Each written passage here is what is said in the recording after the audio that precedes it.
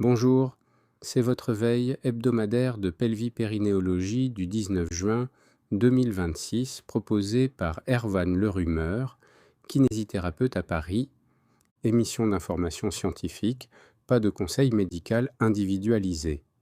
Les références sont en description. Cette semaine, la veille a analysé 66 articles.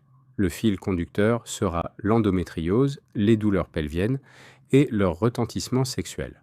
Le point de départ est un article important pour les kinés. Une revue systématique avec méta-analyse publiée dans le Brazilian Journal of Physical Therapy sur l'efficacité des techniques de physiothérapie dans les symptômes liés à l'endométriose. On parlera ensuite de douleurs génitopelviennes, d'hypermobilité, de dyspareunie, de santé sexuelle postpartum, d'incontinence urinaire pendant les rapports, mais aussi de quelques articles à ne pas manquer sur les PCR, la prévention des troubles pelvipérinéaux, les lésions périnéales après accouchement et la continence. L'enjeu de cet épisode est concret. Que peut-on vraiment dire aujourd'hui sur les approches physiques dans l'endométriose et les douleurs pelviennes? Où le niveau de preuve devient-il intéressant? Et où faut-il encore rester prudent? Première rubrique, à la une, l'article central de la semaine. Mena González, Leiros Rodriguez et Hernandez Luca publient dans le Brazilian Journal of Physical Therapy une revue systématique avec méta-analyse sur l'efficacité des techniques et méthodes de physiothérapie dans les symptômes de l'endométriose. Les auteurs incluent des études quantitatives portant exclusivement sur des femmes avec endométriose et sur des interventions comportant une technique de physiothérapie. Les approches étudiées sont variées: thérapie manuelle, éducation, électrothérapie, exercice, technique de relaxation et acupuncture. Les résultats rapportent une réduction significative de la dyspareunie et de la douleur pelvienne, ainsi qu'une amélioration significative de la qualité de vie. Le niveau de certitude est jugé modéré. C'est un point important car dans ce champ, on navigue souvent entre fortes attentes cliniques, petites études, hétérogénéité des protocoles et résultats difficiles à comparer. Les auteurs concluent que plusieurs approches semblent efficaces pour améliorer la douleur pelvienne chronique, la dyspareunie, la dysménorrhée, les douleurs non menstruelles, certains domaines de qualité de vie, la santé mentale, la santé physique et le bien-être fonctionnel. Ce papier ne dit pas qu'une technique unique règle l'endométriose.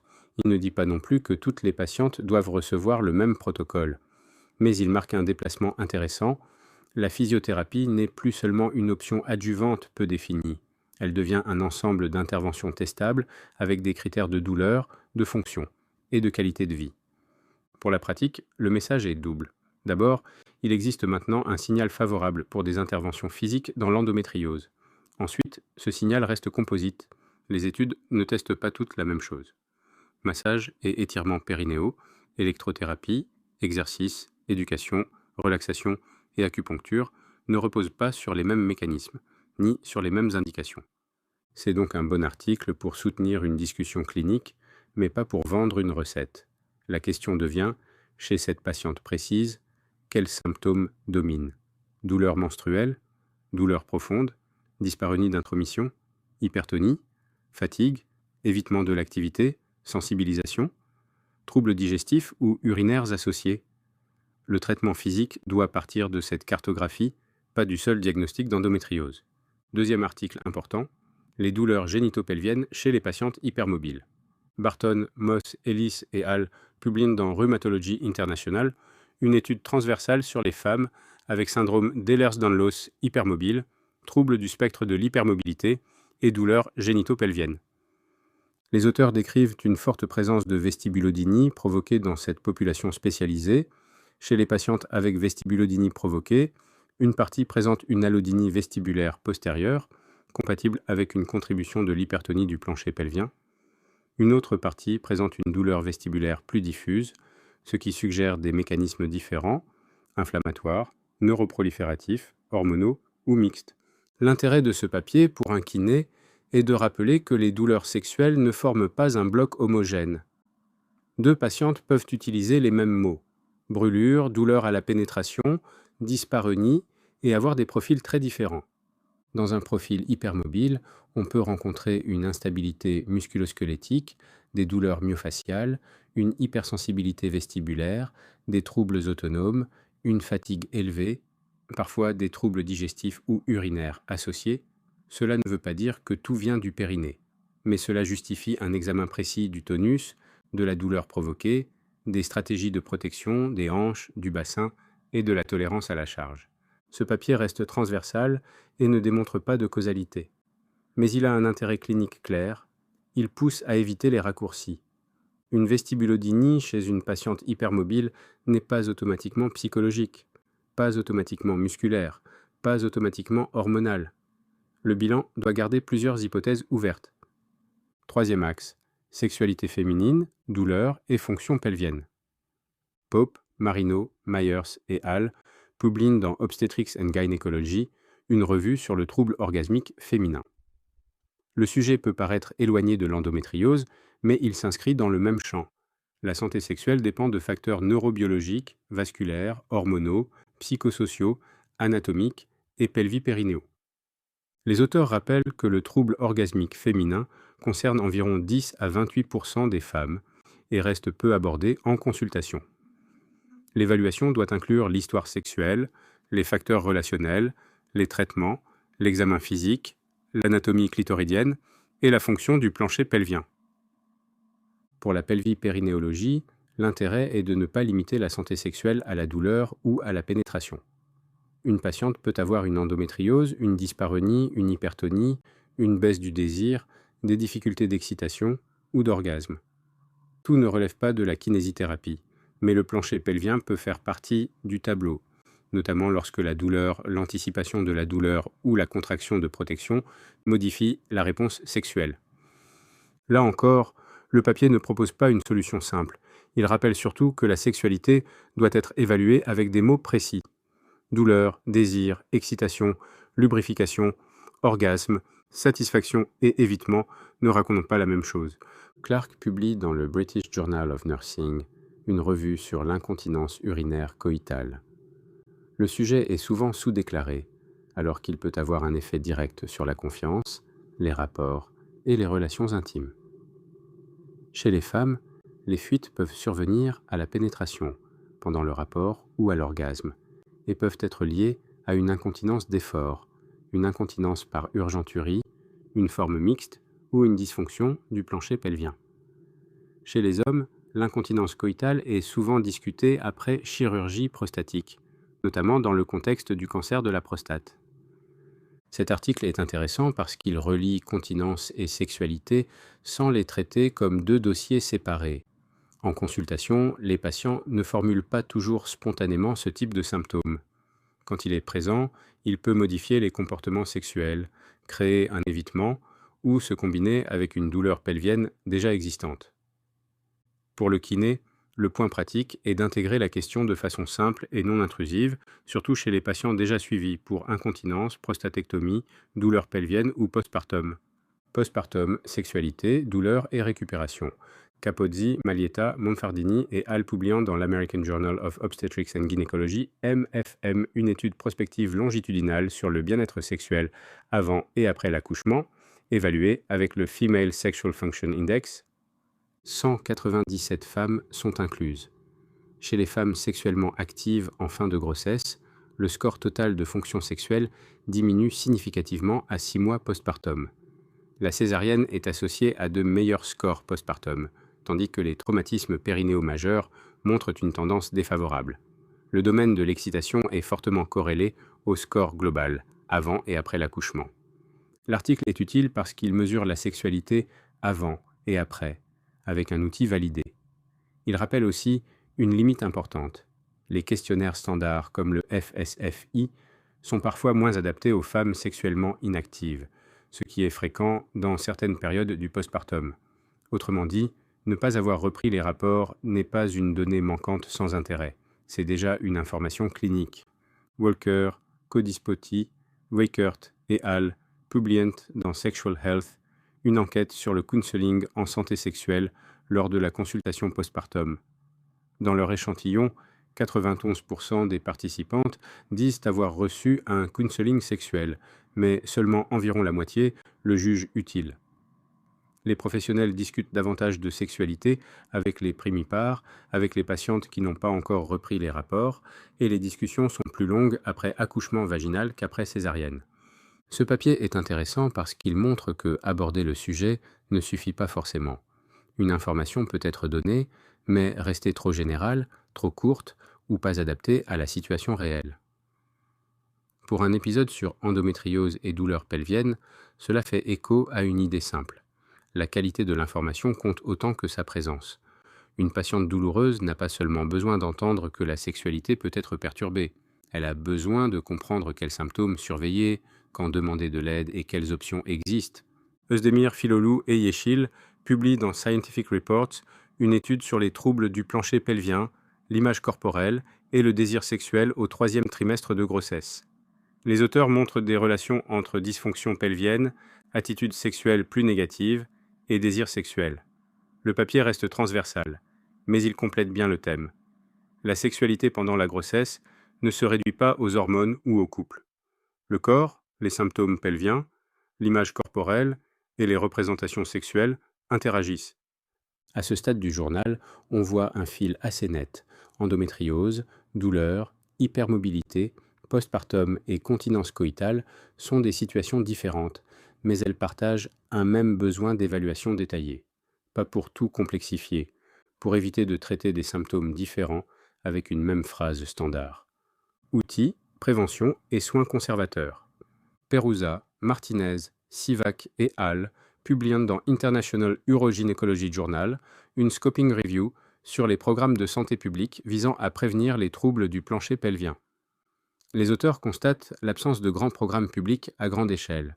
Les études sont plutôt petites, souvent centrées sur l'incontinence urinaire et les troubles comme le prolapsus, l'incontinence fécale, la dyspareunie ou la douleur pelvienne chronique sont moins représentés.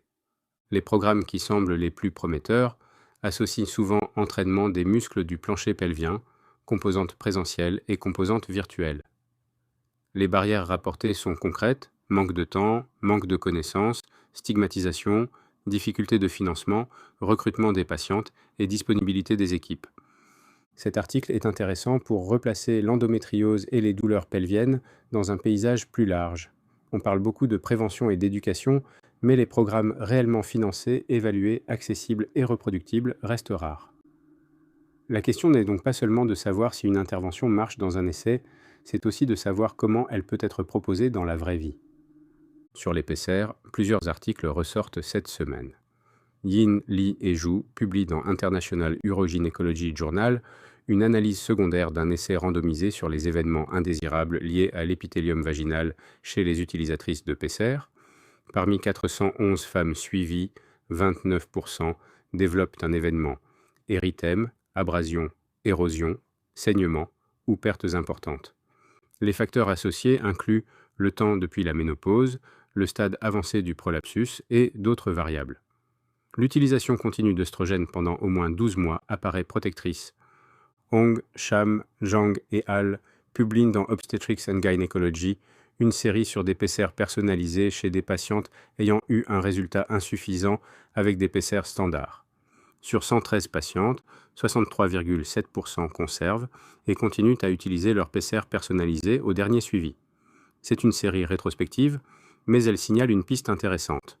Dans certains échecs de PCR standard, le problème n'est pas seulement PCR oui ou non, mais ajustement, design, confort et tolérance. Ces deux papiers ne sont pas centrés sur l'endométriose, mais ils ont un intérêt pour la pratique pelvipérinéale. Les dispositifs conservateurs demandent du suivi, des ajustements et une attention aux effets indésirables. Un traitement non chirurgical n'est pas automatiquement un traitement simple. Accouchement, périnée et douleur, quelques signaux utiles. Goldman, Hedström, Epstein et Bergman publient dans Acta Obstetricia et Gynecologica Scandinavica une étude cas témoin sur les facteurs de risque de désunion profonde après déchirure du 2e degré ou épisiotomie. Les cas concernent 105 femmes avec désunion profonde dans les 2 semaines postpartum, comparé à 210 contrôles.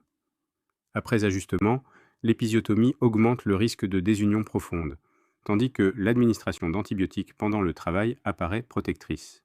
De Castro, Viana, Botello et Marino publient dans International Urogynecology Journal un essai randomisé double aveugle sur la photobiomodulation après lacération périnéale du premier ou deuxième degré ou épisiotomie. 59 femmes sont incluses. Les deux groupes s'améliorent, mais l'analyse entre les groupes ne montre pas d'amélioration clinique de la douleur ou de la cicatrisation avec la photobiomodulation. Le groupe intervention consomme moins d'antalgiques, mais la conclusion principale reste négative sur douleur et cicatrisation. Hari, Selanari, Karaman et Agdemir publient dans la même revue un essai randomisé sur une technique d'épisiotomie médiolatérale standardisée avec dispositif à lame comparé aux ciseaux conventionnels. 60 femmes nullipares sont incluses. À 6 mois, la douleur périnéale persistante est moins fréquente dans le groupe dispositif et les scores de fonction sexuelle sont meilleurs, surtout dans les domaines liés à la douleur. Ces 3 articles ne doivent pas être mélangés trop vite. L'un est observationnel, l'autre est un essai négatif sur la photobiomodulation, le troisième est un essai positif sur une technique d'incision standardisée. Ensemble, ils montrent surtout que les détails techniques du périnée obstétrical continuent d'avoir des conséquences fonctionnelles: cicatrisation, douleur persistante, sexualité, satisfaction. Continence, traitement, stimulation et sélection des profils. Yazdi, Nazari, Moghadam, Soleimani et Al-Poublian dans BMC Urologie, un essai randomisé comparant stimulation transcutanée du nerf tibial et solifénacine chez des femmes avec hyperactivité vésicale. 118 patientes sont incluses. Les 2 traitements améliorent les symptômes, l'incontinence et la qualité de vie. La stimulation tibiale montre une amélioration légèrement supérieure sur la sévérité des symptômes et l'incontinence, avec un profil de tolérance nettement meilleur. Des effets indésirables sont rapportés chez 88,1% des patientes sous solifénacine contre aucun dans le groupe stimulation. Akbilen et Ince publient dans International Urogynecology Journal un essai randomisé sur des interventions infirmières basées sur la Comfort Theory chez des femmes avec incontinence urinaire d'effort. Le programme inclut yoga centré sur le plancher pelvien, respiration et méditation. 40 femmes sont incluses. Le groupe intervention améliore la sévérité de l'incontinence, la qualité de vie et le confort. L'échantillon est petit, mais l'article est intéressant comme exemple d'intervention structurée, peu coûteuse et non pharmacologique. Collado, Ressel, Romero et Al, publiant dans Neurourology and Urodynamics, un suivi prospectif multicentrique à 10 ans des bandelettes sous-urétrales masculines, Advance et Advance XP après prostatectomie. Sur 87 patients avec suivi complet, les résultats suggèrent des taux de continence acceptables à long terme, surtout chez les patients idéaux. Incontinence légère à modérée, pas d'irradiation pelvienne antérieure, pas de chirurgie antérieure pour incontinence ou sténose urétrale. Là encore, la sélection du profil apparaît déterminante. Dernière rubrique, les brèves.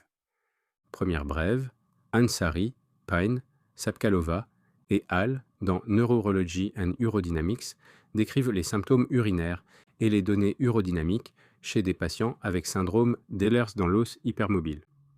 Les symptômes urinaires sont fréquents, mais les auteurs ne retrouvent pas de signes forts d'une pathologie intrinsèque de la vessie. Les résultats pointent plutôt vers une contribution du plancher pelvien et du système neurologique. C'est cohérent avec le papier de Barton sur douleurs génitopelviennes et hypermobilité. Deuxième brève, Rothstein, Rose, Stark et Engberg, dans Acta Obstetricia et Gynecologica Scandinavica, évaluent à la mesure du corps périnéal par échographie endoanale 3 dimensions chez 148 nulligestes. Les mesures sont reproductibles, notamment pour la longueur et l'aire du corps périnéal. C'est un papier méthodologique, mais utile pour les futurs travaux sur l'anatomie fonctionnelle du périnée. Troisième brève, Kovalenko, Zamani, Voloyaug et al., dans Acta Obstetricia et Gynecologica Scandinavica, évaluent l'accord inter- et intra-observateur des mesures échographiques transpérinéales, 2 dimensions et 3 dimensions du hiatus des releveurs, pendant le second stade du travail. L'accord est globalement bon, surtout pour certaines mesures. Là encore, ce n'est pas un article thérapeutique, mais il soutient le développement d'outils d'évaluation plus standardisés. Quatrième brève, Shai, Ryan, Neck et al., dans Neurourology and Urodynamics, analyse plus de 16 000 adultes de la cohorte NHANES. La perte de poids intentionnelle est associée à une moindre fréquence des symptômes d'incontinence urinaire par rapport à la perte de poids non intentionnelle. L'exercice est associé à la plus faible prévalence de symptômes fréquents. C'est observationnel, mais l'échantillon est large. Cinquième brève, Erhelen, Knowles, Doherty et al., dans Neurourology and Urodynamics, publient une étude pilote sur une stimulation adaptative du nerf pudendal implantée chez 13 femmes avec incontinence urinaire réfractaire. La technique semble faisable et sûre à 6 mois, avec un signal clinique favorable. C'est prometteur, mais encore très préliminaire. Conclusion. Cette semaine, l'article de Mena Gonzalez et al. Donne une base solide au thème. Dans l'endométriose, plusieurs approches de physiothérapie sont associées à une amélioration de la douleur, de la dyspareunie et de la qualité de vie, avec une certitude de preuve modérée. Autour de ce papier, la veille élargit le sujet. Barton et al. Rappellent que les douleurs génitopelviennes chez les patientes hypermobiles peuvent relever de mécanismes différents. Pope et Clark replacent la sexualité dans une évaluation plus précise: orgasme, douleur, continence coïtale, plancher pelvien, facteurs relationnels et symptômes associés. Capozzi et Walker montrent que le postpartum reste une période où la fonction sexuelle mérite d'être mesurée et pas seulement évoquée rapidement. Le message pratique est volontairement simple. L'endométriose et les douleurs pelviennes ne se résument ni à une lésion, ni à un muscle, ni à une technique. Mais les interventions physiques gagnent en crédibilité lorsqu'elles sont rattachées à un symptôme, un mécanisme probable et un critère de suivi. Merci d'avoir suivi cette veille. Vérifiez toujours les articles complets et les recommandations officielles avant de modifier vos pratiques. Les références sont en description et on se retrouve la semaine prochaine pour une nouvelle édition.